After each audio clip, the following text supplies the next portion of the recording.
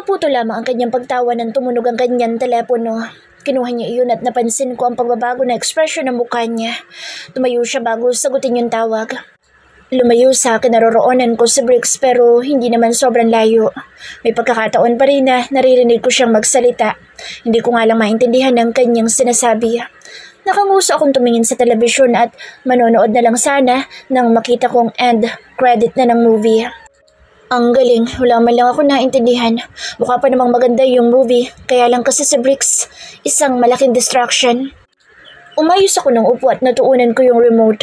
Nag-play tuloy yung isang movie sa recommendation ng Netflix. Forgetting Sarah Marshall. Yun ang title ng movie. Kakasimula pa lang nito ay nanlaki ng akang mga mata dahil may ipinakitang hindi ko inaasahan sa movie. Napaiwas ako ng tingin sa TV habang narinig ko naman na mahinang pagtawa ni Briggs. Tumingin ako sa kanya at nakita ko na nakatingin din pala siya sa TV. Langya, nakakahiya yun ah. Ipinakita kasing hubot-hubad yung lalaki at ipinakita yung pagkalalaki niya. Hindi man lang censored. Hindi naman sa virgin pa yung mga mata ko. Nakakita na ako niyan pero kasi, syempre may kasama akong iba rito. Nakakahiya. Baka isipin pa nito ay ganoon ang mga palabas na gusto kong panoorin. Tumingin ako sa aking cellphone at napansin ko nag-reply si Elaine sa text ko sa kanya. Halata naman Vienna, pero okay lang. I want challenges. Tapos ay may emoji pang naka-wink. Napailing ako. Bahala nga siya. Basta at sinabihan ko siya. Naku, makita ko lang talaga siyang umiiyak dahil kay Avion ay ewan ko na lang. Itatago ko pa lang sana ang aking cellphone nang tumunog ito. May tumatawag sa akin. Ito ata yung driver ng trucker ng isang delivery ko na nakaschedule ngayong araw. Agad ko yung sinagot dahil baka importante. Good morning po. Napatawag po kayo. Tanong ko sa tumawag sa kabilang linya. Mom, nandito na po kasi kami sa labas ng warehouse. Kaya lang po ayaw po kami papasukin dahil wala daw pong dokumento. Ang sabi po ni Boss Louie ay i-email na lang daw po yung dokumentong kulang. Hindi po ba? Kaya lang po ayaw pa rin kami papasukin. Hindi po kasi kami yung madalas na mag-deliver dito sa Bulacan. Kaya hindi po kami magkaintindihan nitong guard. Reklamo ng driver ng truck na magdi-deliver sa isang warehouse sa Bulacan. Sinabihan ko siya na kakausapin ko yung guard ngunit ang sabi ng guard ay yun daw ang policy nila. Tinawag rin niya yung taga-inbound para makausap ko ngunit ang sinabi sa akin ay kung matatawagan daw yung mga taga-supply chain ng Villante Corp ay magkakaayos kami. Sa Monday pa kasi ang napag-usapang pagsasend ng kulang na documents, sabi ng mga taga-supply chain. Mukhang nakalimutan ni Cynthia na sabihan yung mga taga-warehouse. Si Cynthia, yung supply chain specialist ko. Napabuntong hininga ako. Sinabi ko na tatawagan ko lang muna si Cynthia. Ginawa ko naman iyon ngunit hindi sumasagot sa Cynthia. Ang galing talaga. Vienna. Halos mapatalon ako sa gulat nang biglang tawagin ni Briggs ang pangalan ko. Nilingon ko siya at napansin ko na mukhang may kausap pa siya sa kanyang telepono ngunit hinold muna niya iyon para lapitan ako. May problema ba? Kung si Sir kaya ipakausap ko, since sila naman ang mismong importer ay baka pumayag iyong mga taga-warehouse. Ipinaliwanag ko kay Sir ang sitwasyon at sinabi baka nakalimutan lang ni Cynthia na paalalahanan yung mga tao sa warehouse. Nakuha naman niya ang sitwasyon. Zev, hold on. I just need to talk to another phone call. Sabi niya sa kanyang kausap sa telepono bago muling tumingin sa akin. Give me your phone. Ibinigay ko naman agad yun sa kanya. Kinausap niya yung mga taga-warehouse at ilang sandali pa yung muli niya ibinalik sa akin ang phone ko. Papapasukin na ang truck. Nakahinga ako ng maluwag at nagpasalamat kay Briggs. Tumango lang naman siya bago muling balikan iyong kausap niya sa telepono niya. Nang matapos ang problemang iyon ay bumalik na ako sa panonood ng TV. Muli ay hindi ko na naintindihan yung kwento. Basta nakakita na naman ako ng hubad na lalaki. Diyos ko talaga. Nakarinig ako ng pagkabasag ng salamin. Napatingin ako roon at nanlaki ang aking mga mata nang may parabang timer akong narinig. Sa may basag na salamin ay isang granada. Magbibigay reaksyon pa lang sana ako nang bigla yung sumabog at nabalutan ng buong silid ng malakas na ingay mula rito. Nang makita ko ang granadang iyon ay huli na ang lahat. Ang tanging nagawa ko na lang ay ipikit ang aking mga mata. Nananalangin na sana ay mabuhay pa ako. Nakarinig din ako ng ilang putok ng baril ngunit mabilis lang iyon.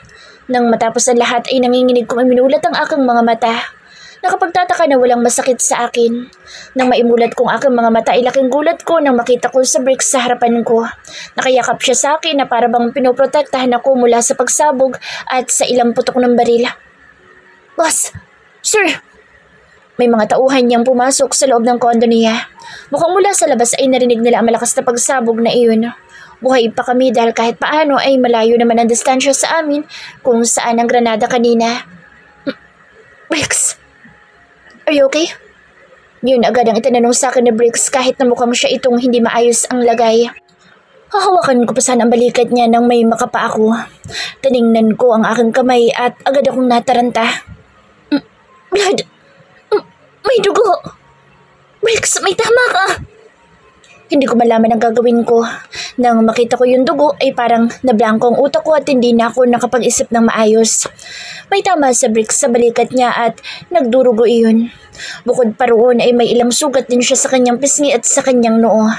Mas maliit ang mga sugat niyang iyon kumpara sa sugat niya sa balikat ngunit kahit pa. It's fine. Don't mind it. Are you okay? Nasugatan ka ba? Nakikita ko sa mga mata niya ang pag-aalala pero hindi ba dapat sarili niya ang alalahanin niya dahil siya ang may sugat? Okay lang ako. Ikaw ang hindi okay. Natataranta pa rin ako. Hindi ka araw-araw makakasaksi ng ganito at nang may masusugatan dahil sa mga ganoong pangyayari. Tinangka kong marahan siyang itulak para maghanap ng first aid kit. Thank goodness. Para bang nakahinga siya ng maluwag nang malaman niyang maayos ang kalagayan ko. Hindi ko napigilan ang lumuha. Bakit ako pang inaalala niya kaysa sa kalagayan niya? Tumingin ako sa mga tauhan niya na halatang tinitingnan kung mahahabol pa nila yung may pakana ng pangyayari. Pwede niyo ba akong ihanap ng first aid kit? Sa bricks may sugat. Hindi ko mapigilan ang mapaiyak. Bukod kasi sa natatakot ako ay may dugo ang tao sa harapan ko. Bakit ba kasi sinangga niya pa iyon? Hindi niya naman obligasyong gawin iyon eh. Yes, ma'am. Agad nilang ginawa ang sinabi ko at naghanap ng first aid kit. Titingnan ko palang sanang muli si Bricks nang maramdaman ko ang kanyang kamay sa aking pisngi. Dahan-dahan niyang pinawi ang luhan tumutulong mula sa aking mata. Napatulala ako sa kanya. Hindi malaman kung anong gagawin. Gayunpaman, ang kanyang haplos ay nakapagpapakalma sa akin. Can you why are you crying? Pagputol niya sa sinasabi ko, magkahalong pagkamangha at pag-aalala ang kanyang ekspresyon. Umiling ako at hindi ako sumagot. Unang-una natakot ako. Pangalawa ay nasugatan siya dahil sa akin. Ito na po yung first aid kit. Tinawagan na rin po namin si Dr. Aragalado para matingnan sa boss. Tumungo ako at inalalayan na si Bricks na maupo sa couch dahil pakiramdam ko ay wala siyang balak bitiwan ako. Nag-aalala pa rin ba siya na baka may humabol pang baril at matamaan ako? Paano naman siya kung ganoon? Kinuha ko yung first aid kit. Muntikan pa iyong mahulog mula sa kamay ko dahil nanginginig iyon. Bukod sa panginginig ay nabablangko rin ang aking isipan. Mas maganda po siguro kung ilipat muna kayo ng lugar. Baka mami ay may umatake na naman sa inyo. May lumapit muli isa lalaki sa amin at sinabi iyon. Napatingin ako kay Bricks at nakapikit ang kanyang mga mata nang itango niya ang kanyang ulo. My room will be the safer place. Are you okay going there with me? Tumingin sa akin si Bricks. Tumango naman ako. Kailangan ko pang maagapan yung sugat niya habang hinihintay namin yung doktor nila. Inalalayan ko siya dahil para bang nahihirapan siyang tumayo. Pakiramdam ko tuloy ay hindi lang iyong sugat niya sa balikat at ilang sugat sa mukha sumasakit sa kanya. Baka may natamaan pa sa ibang bahagi ng katawan niya. Tinulungan naman ako ng isa sa mga tauhan niya para mapabilis ang pagpunta namin sa kwarto ni Bricks. May kumuha na rin sa kamay ko ng first aid kit para siya na ang magdala nito. Nang makarating kami sa kwarto ay agad na naupo si Bricks sa kama niya. Nakikita ko pa ang ekspresyon niya na umiinda ng sakit. Parang kinukurot ang puso ko sa ekspresyon niyang iyon na parang kahit wala akong sugat ay nararamdaman ko ang sakit na nararamdaman niya.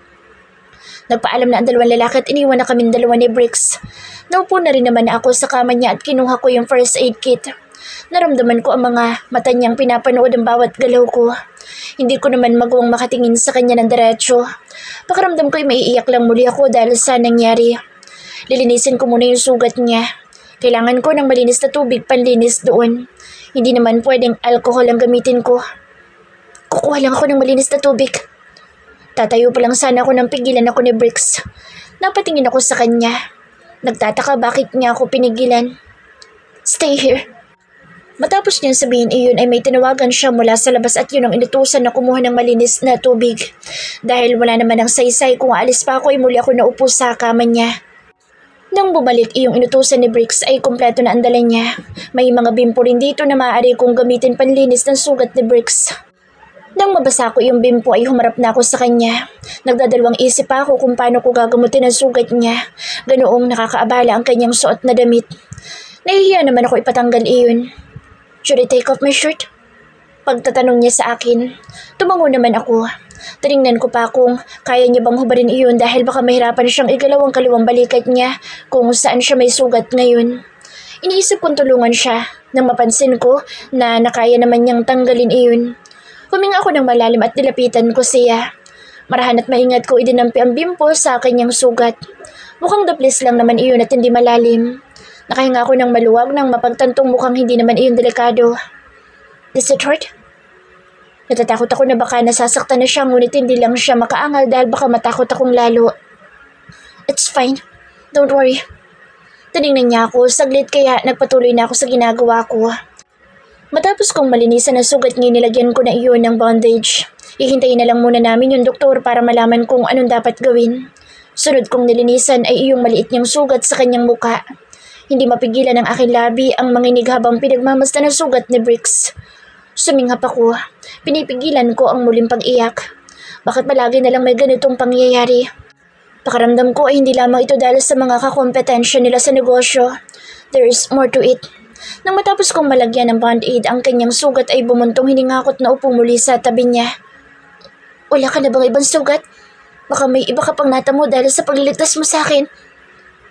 Parang ang hirap magsalita. Nanginginig pa rin ang boses ko. Hindi ko alam kung dahil pa rin ba ito sa takot o dahil sa ibang bagay. You're worrying too much, Vienna. I'm fine. He said, assuring me. Hindi ako nagsalita. Hindi ko alam kung dapat ba ako maniwala sa sinabi niya. How about you? Are you sure you didn't get any injuries? Umiling lamang naman ako para sagutin ang sagot niya. Gusto ko magtanong sa kanya kung bakit madalas mangyari itong may magtangka sa buhay niya pero baka magalit siya o baka hindi niya rin ako sagutin. Ipinikit ko ang aking mga mata. No, I want to know. Tumingin ako kay Briggs at agad na umurong ang aking dila nang maabutan ko siyang nakatingin din sa akin at halatang nag-aalala. Pakiramdam ko ay may mga bagay din siyang gustong sabihin sa akin ngunit pinipigilan niyang magsalita. Humugot ako ng malalim na paghinga bago magsimulang magtanong. Bakit madalas mangyari ito sa'yo? Gusto kong isipin na baka dahil lang sa mga kalaban niyo sa negosyo pero pakiramdam ko hindi lang iyon. Mukha akong pakialamera sa pagtatanong ko. Alam ko naman na labas na dapat ako roon pero ilang beses na din ba akong nadamay dito? I have the right to know. Nag-iwas ng tingin sa akin sa Briggs at bumuntong hininga. Alam ko naman na may mga illegal silang ginagawa kaya maaring marami talaga silang kalaban pero basta, ang dami kong katanungan. Ayoko sabihin sa'yo dahil ayokong madamay ka. Magsasalita pa lang sana ako sa sinabi niya ngunit nang tumingin sa akin ay napatigil ako. But I guess, you're already involved. Napalunok ako. Napatingin ako muli sa kanyang sugat bago sa kanyang katawan. Hindi ba siya nilalamig? Maybe I should go and get him some clothes to wear. Saan ba ang damitan niya? Lumingon-lingon ako sa paligid para maghanap kung saan siya maaaring ikuha ng damit. Nang muli niyang makuha ang atensyon ko dahil sa pagsasalita niya. The Valiente family is not just powerful and influential because of our businesses. He paused and looked at my direction. It's also because of our organization. Organization? Ano naman kayang klaseng organisasyon yun? Matipid siyang umiti sa akin at tumango. Mafia. Vienna. Noong una ay hindi ko masyadong nakuha ang sinabi niya. Ngunit nang mapagtanto ko kung ano yung binanggit niyang salita ay halos mabulunan ako sa sarili kong laway. Nalakang akong mata. Hindi ko akalain na may mas ikagugulat at ikakikilabot pa pala ang magkaroon ako ng kaalaman na may illegal silang ipinapasok sa bansa. They are part of a mafia group. Oh shit. And I'm the boss. Hindi pa man ako nakaka-recover sa unang sinabi niya ay binato na naman niya ako ng panibagong kaalaman na tuluyang nagpasamid sa akin. Napaubo ko dahil sa pagkakasamid ko at dahil pakiramdam ko ay naubusan ako ng hangin sa katawan. Nang babawi ko ang sarili ko ay muli akong tumingin kay Briggs. Nakatingin lamang siya sa akin. Inoobserbahan ang bawat magiging reaksyon ko. That makes more sense. Ngayon ay mas naintindihan ko na kung bakit sila nakakagawa ng ilegal at hindi agad nahuhuli. Na bakit siya madalas targetin at kung bakit marami silang kaaway. Mabilis ang aking paghinga habang pinoproseso ang lahat ng sinabi niya. Hindi ko pa rin magawang paniwalaan ang lahat. You're the boss? Aren't you too young for that? Sa dami ng katanungang nabuo sa aking isipan ay yun talagang inilabas ng bibig ko. Tito Javier retired early. I was one of the candidates for the position, though I know that my cousin will be the next boss. But things happened, and I became the boss. Kibit balikat niya. Sinong nakalaban mo? Si Bernard? O baka si Hardy? No way. It's Avion? Yun lang naman ang natatandaan ko mga pinsan niyang lalaki. Unless, kasala sa pagpipilian ng mga babaeng pinsan niya. No. Umiiling na sabi niya. Remember that one guy who visited me here? Naabutan mo siya, hindi ba? Inalala ko pa kung sinong tinutukoy niya nang may maalala ko isa lalaki na ipinakilala sa akin ni Lynn na pinsan niya. Tumango ako. Kaya lang ay hindi ko na maalala yung pangalan niya. Zovian. Anak siya ni Tito Javier. He was one of the candidates. Napaawang ang aking labi dahil sa sinabi niya. Gusto ko pa sanang itanong kung ano nangyari at hindi yun na naging boss. Since sa pagkakaalam ko ay mas malaki ang chance na ikaw ang magiging susunod na boss kung ikaw ang anak ng nakaraang boss. Pero sa tingin ko ay labas na ako roon. Kung ano man, ay baka issue na iyon ng pamilya niya. Tumango na lang ako. Kinilabutan at nakaramdam ako ng takot nung una kong marinig iyon. Ngunit iniisip ko rin, siya pa rin naman iyong Brix Villante na nakilala ko, na parati akong inaasar at pinipikon kahit ano pang nalaman ko sa kanya ngayon. So, I think I owe you an apology for involving you in this situation, Vienna. I'm really sorry.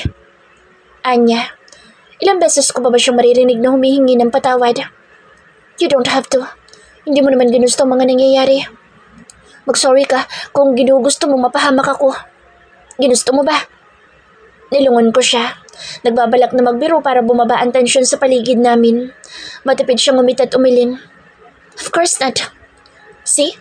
That's why you don't have to apologize for every time something like this happens. Huminga ako ng malalim. Sana lang hindi ako mamatay dahil sa mga kaaway mo, no? Pagbibiro ko, marahang tumawa si Brix at umiling. I won't let that happen. Nakangiti man siya ngayon dahil sa pagbibiro ko ay nakita ko naman ang sinseridad at ang pagiging seryoso niya sa sinabi niya mula sa kanyang mga mata. Dahil doon ay kahit papaano gumaan ang loob ko at nabawasan ang aking pangamba. May kumatok sa pinto ng kwarto ni Brix.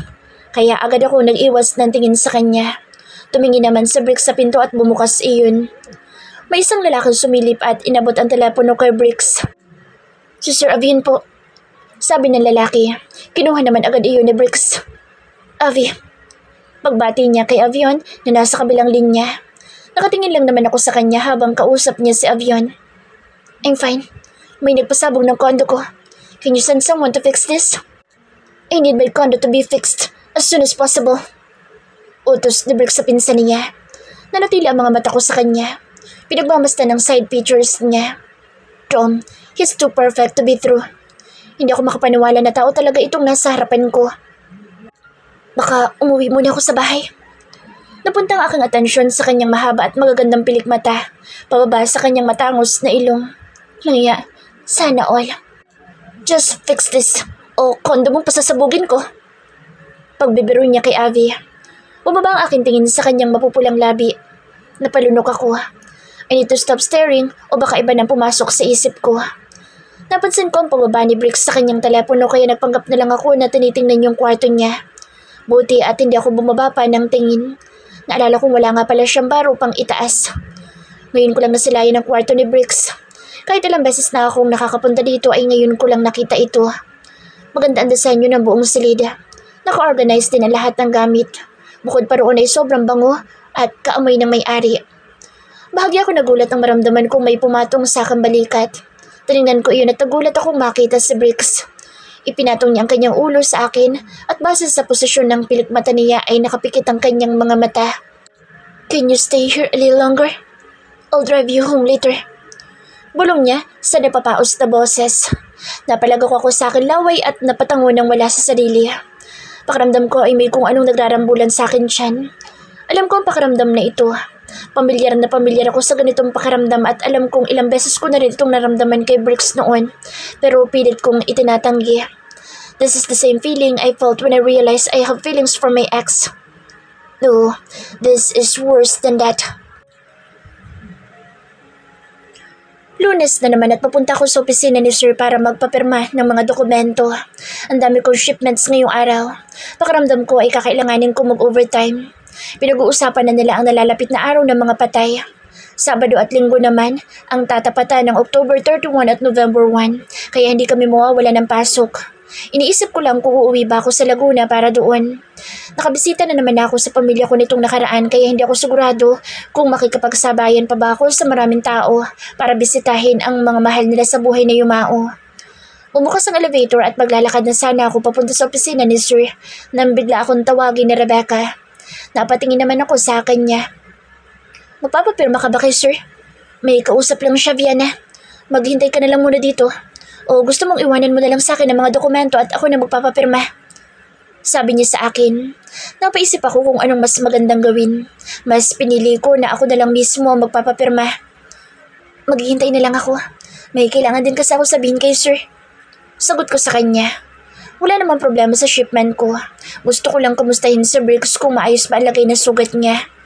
Hindi man iyon gaanong kalalim pero hindi rin biro ang naging sugat niya sa balikat. Yung sugat niya naman sa muka, hindi kaya napapansin ng iba? Nakita namin may lumabas na isang lalaki mula sa opisina ni Bricks. Naglakad ito patungong elevator. Napatingin siya sa akin nang mapansin niya ako at ako naman ay napatitig din sa kanya.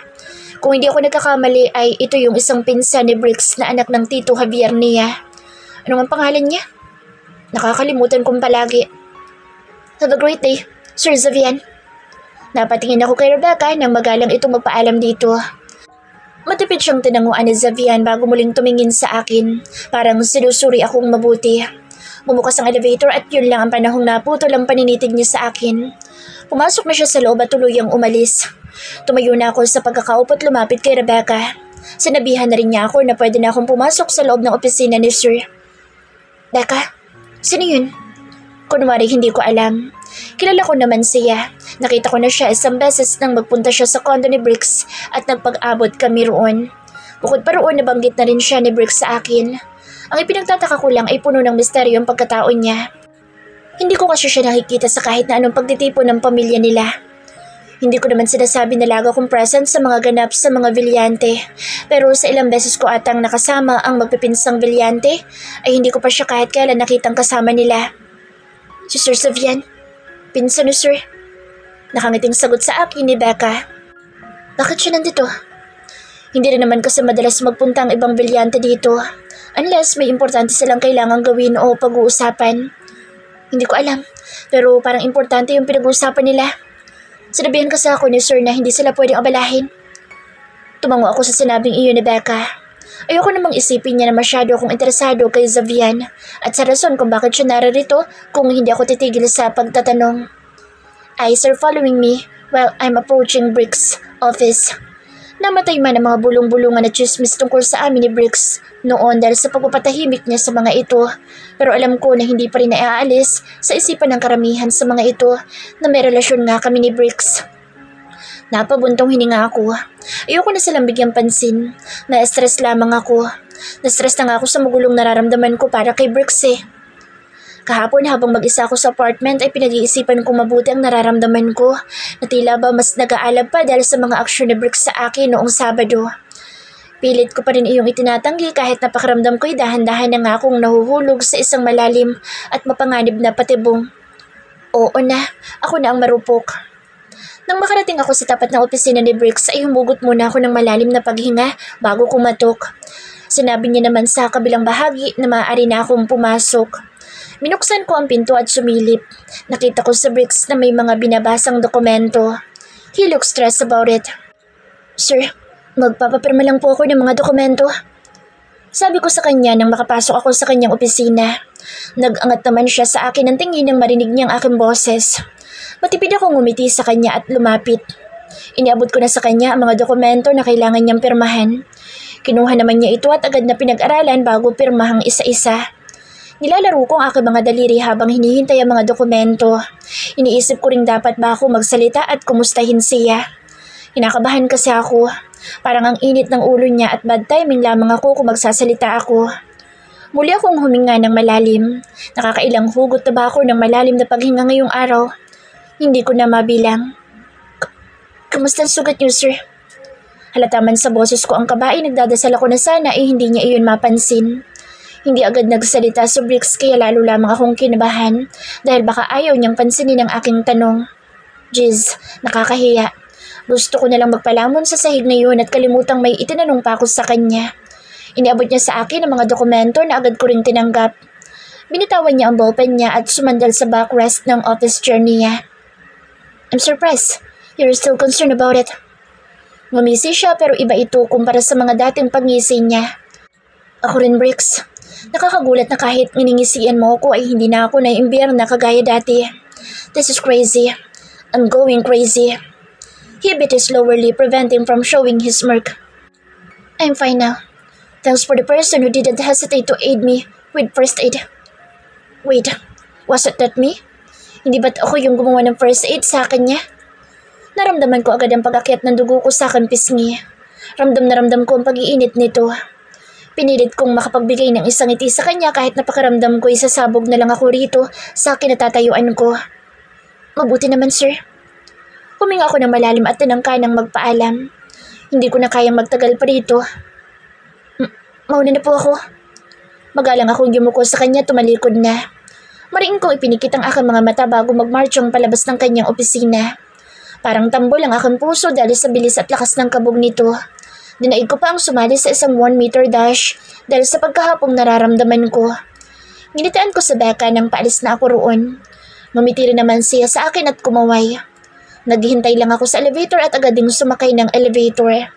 Paikot-ikot lang ako sa aking upuan habang lumilipad ang aking isipan. Marami pa akong gagawin pero since naibigay ko na naman sa mga professor yung mga dokumento, ay hindi ko na kailangan magmadali. Kahit naman mag-focus ako sa aking mga dapat gawin ay hindi rin ako makakapag-concentrate. Baka nga magkamali pa ako kapag pinilit ko ang sarili kong mag-function ngayon kahit lumilipad ang isipan ko. Ginugulo ko ni Bricks. Ilang floor pa ang agwat namin dalawa pero hanggang dito ay ginugulo niya ako. Sa mga simpleng action niya lang. Ipinikit ko ang mga mata ko at napahilamos ako sa sarili dahil sa nararamdaman kong frustration. Tapos na ako. Sigaw ni Venice nang matapos siguro siya sa trabaho niya ngayong araw. Napatingin ako saglit sa kanya at nakita ko lang na sumasayaw-sayaw siya dahil sa saya niya. Si Chad naman ay busangot ang mukha dahil mukhang marami pa siyang kailangang gawin.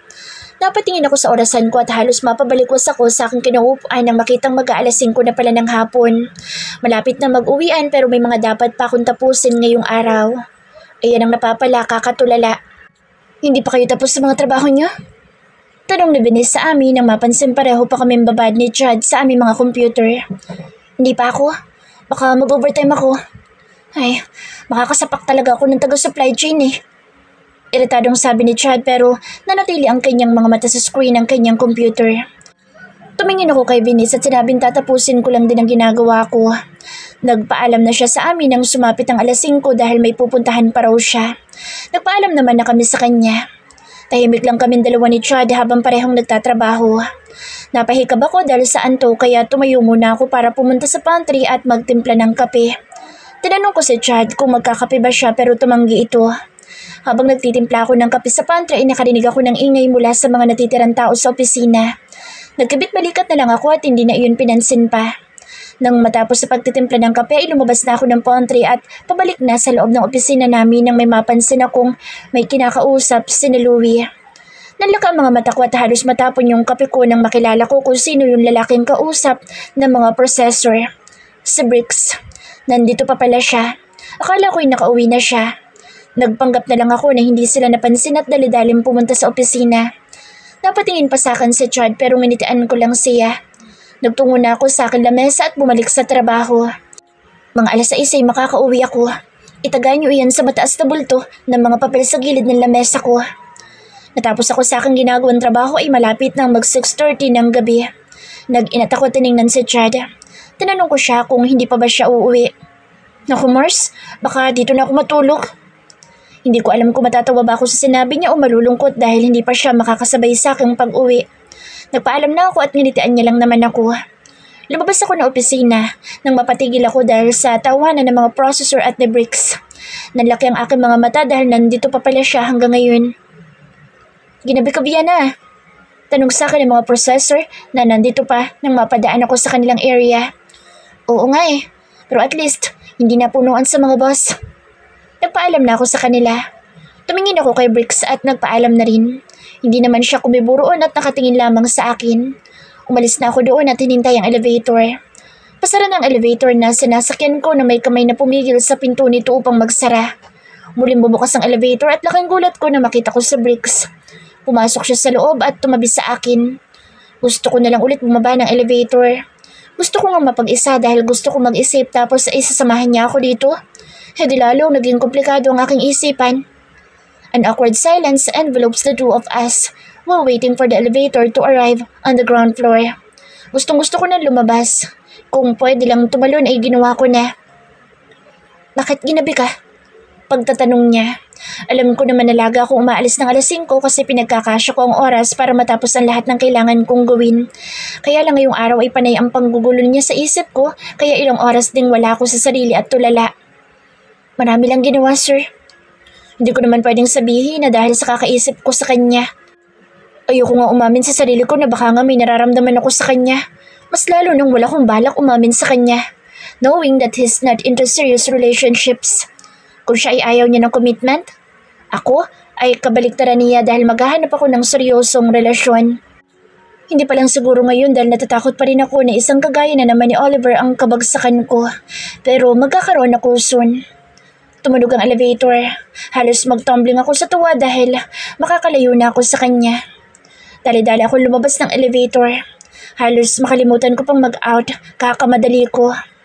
Pasensya na, gusto ko lang talaga lumayo kay Bricks ngayon. Pakiramdam ko ay hindi ako makakahinga kapag hindi pa ako humiwalay sa kanya. Viana. Napatigil ako sa pagtatangka kung tumakbo palabas ng building nang tawagin niya ang pangalan ko.